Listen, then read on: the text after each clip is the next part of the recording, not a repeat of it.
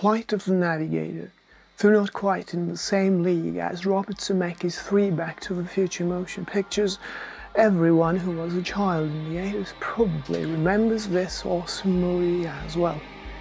Coming up in a moment.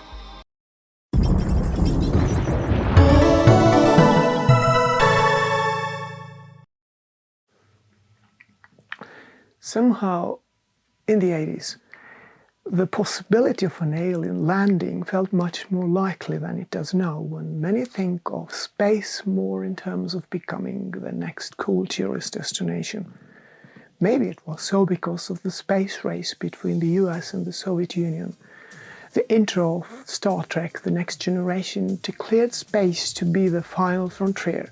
Even though it described the future several centuries later, back then it was also about the present situation. You could rarely expect anything from up there. Later distributed by Disney, Flight of the Navigator was jointly produced by an independent film company, PSO Productions, and Norwegian Viking Film. The interior and exterior of the spacecraft were made, and shots of them were taken on the outskirts of Oslo, Norway.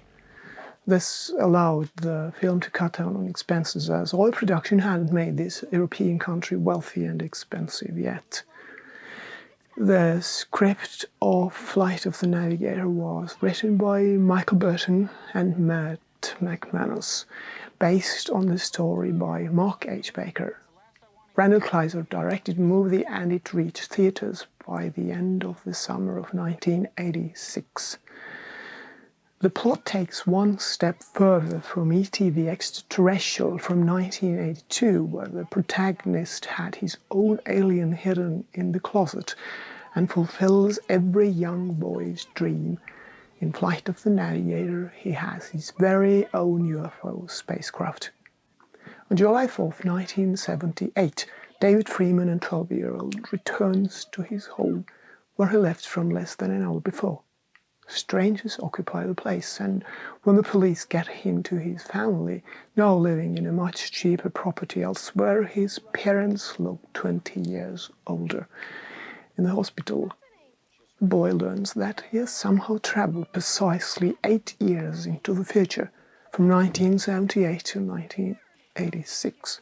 And as the scientists discover that his mind contains star charts and other information concerning interstellar flights, it turns out that David, who had been missing for 8 years, had spent that time on board a spaceship, visiting Phaelon, a planet 560 light-years from Earth.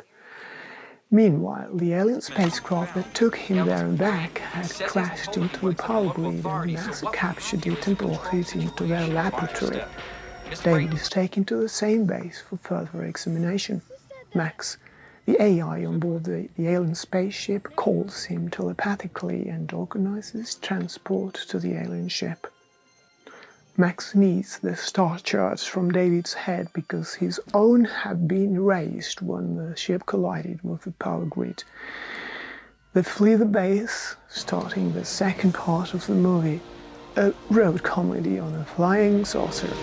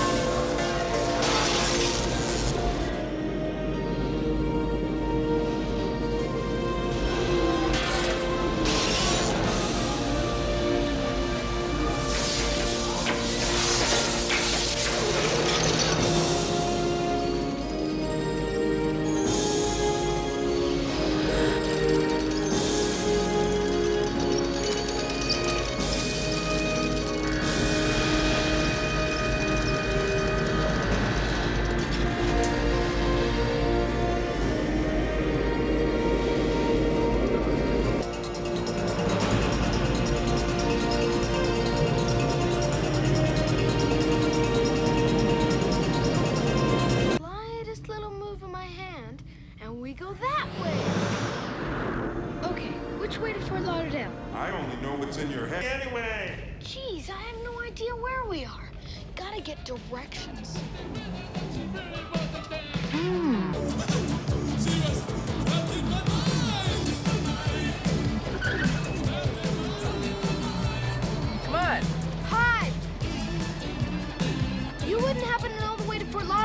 did you? Try to make your directions clear because we get lost easy. What? Hey!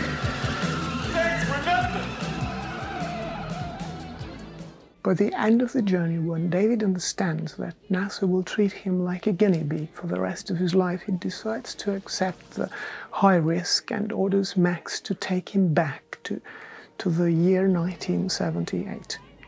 The film ends with David and his family having fireworks to celebrate the 4th of July. The only thing to prove that it all wasn't just a dream is an alien elf in his backpack and his much changed attitude toward his younger brother. Well, we got everything? All right, Captain. All right, gang, let's go.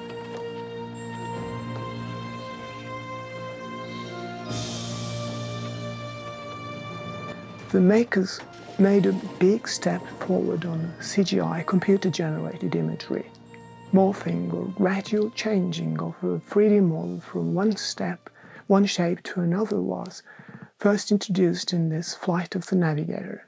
An even more significant improvement was the first-time use of reflective mapping, which made the 3D model of the silvery chrome spacecraft as realistic as the two physical mock-ups made in Norway.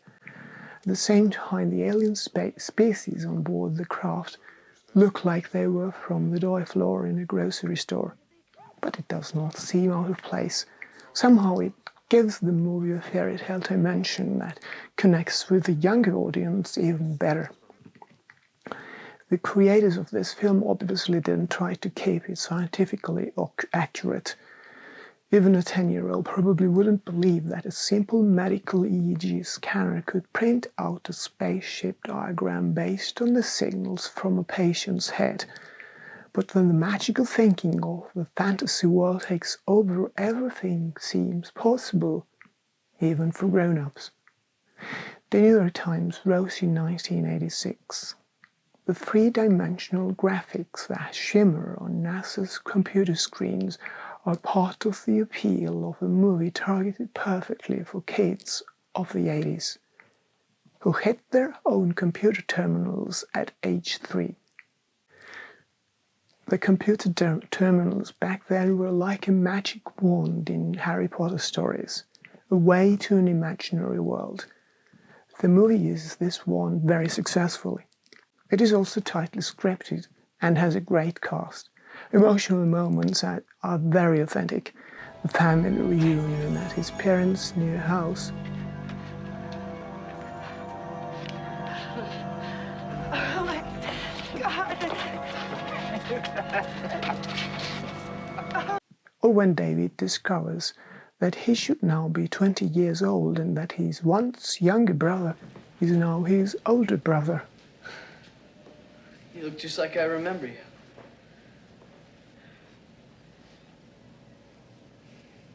This is totally rad. I mean, you're my big little brother. You're not my brother. Listen, I'm sorry for scaring you like that, jumping out of the tree. I felt rotten about it. Anybody could know that. Hey, you think it's easy for me to believe that you're David? I mean, you should be like 20 years old now.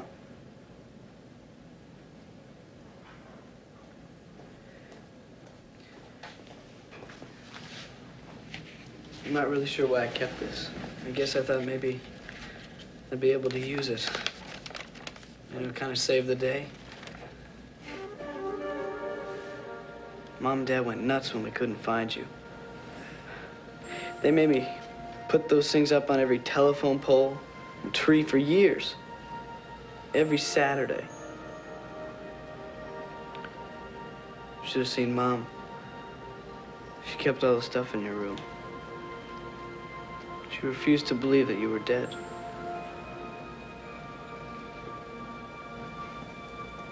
It's 1986, man. 8 years since that night. You little weasel. Dork. Butt face. Scuzz Bucket. Jeff. I'm scared. And then, of course, the main appeal for children is the flying of spacecraft that takes the viewer to orbit and to the bottom of the sea over Tokyo and San Francisco. Many jokes on the way make the journey even more pleasant, and as very suitable for a children's movie, there is really no evil in it. The villains are basically just good intending adults who simply doesn't seem to know better. That's it. If you like this video, please consider subscribing, and till next time, bye.